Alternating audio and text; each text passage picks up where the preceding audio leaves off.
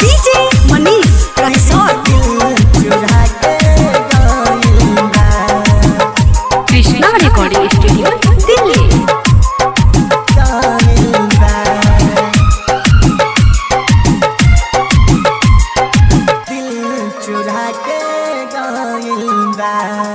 Tempo वाला ये साखी दिल चुरा के गायल बा, दिल चुरा के गायल बा। टेम्पू वाला ये साखी दिल चुरा के गायल बा, दिल चुरा के गायल बा। पहली नजरिया जब से लगल जाने का हमारा भइल बा। टेम्पू वाला ये साखी दिल चुरा के गायल बा, दिल चुरा के गायल बा। डीजे मनीष रिसॉर्ट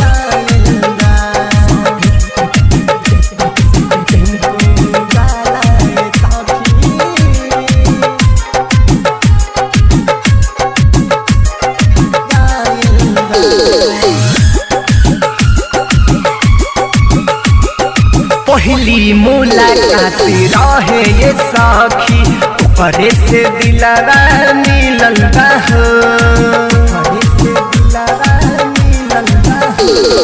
पहली मुलाकात रहे ये साखी ऊपरे से दिलवा मिलल बा हो।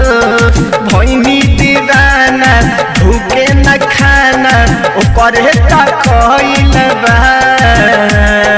टेम्पू वाला ये साखी दिल चुरा के गायल बा, दिल चुरा के गायल बा।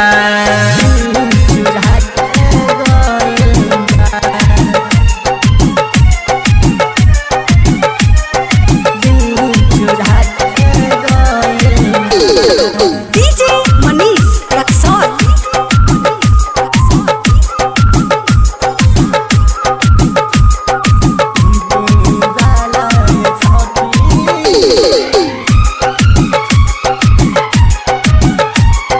मारे जिए के संगे खैनी ह दादा, खैनी ह क्रिया हो, खैनी ह क्रिया हो।